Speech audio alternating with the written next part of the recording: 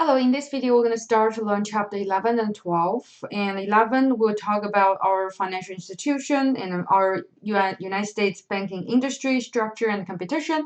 And in chapter 12, we're going to look at the financial crisis. Since these two chapters are very closely related, that's why we combine two chapters in 1 week, two chapters in 1 week's learning. So first, look at the beginning of these two chapters, Lehman Brothers. Do you know who Lehman Brothers? This company?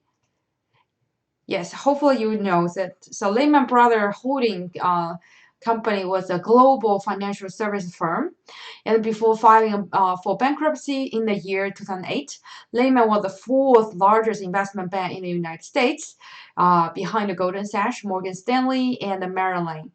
So they are doing business investing. They are doing business in investment banking, equity, and fixed income sales, and the trading, research, investment management, private equity, and private banking. So Lehman was operational for 158 years, from its founding 1850 until 2008.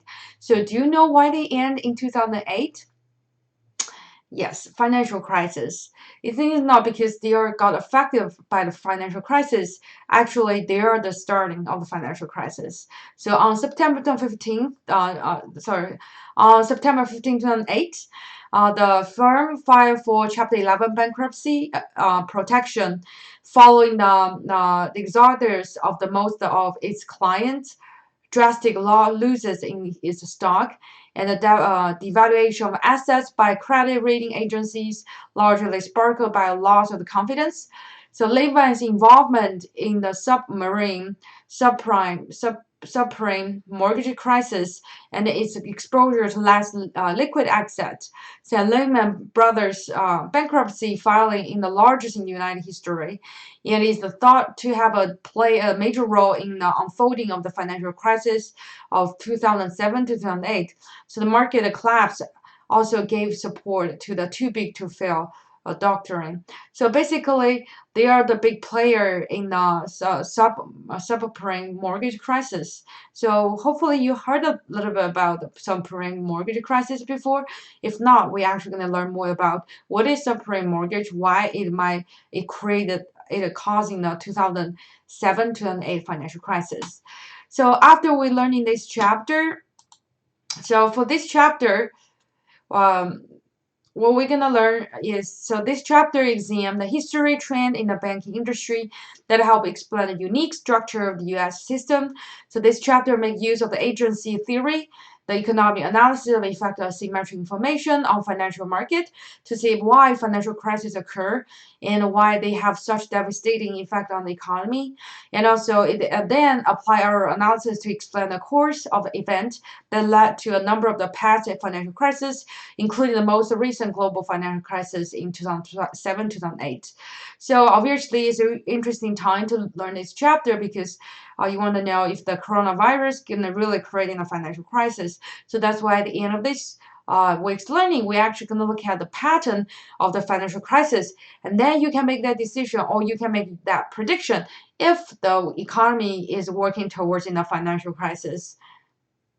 So after learning this chapter, you should be able to recognize the key features of the banking system and the history extent of the implementation of these features, and explain how financial innovation led to the growth of the shadow banking system. And also you will be able to identify the key structural changes in the commercial banking industry, and you'll be able to summarize the factor that led to consolidation in the commercial banking industry. And also you'll be able to access the reasons for separating banking from other financial services through legislation.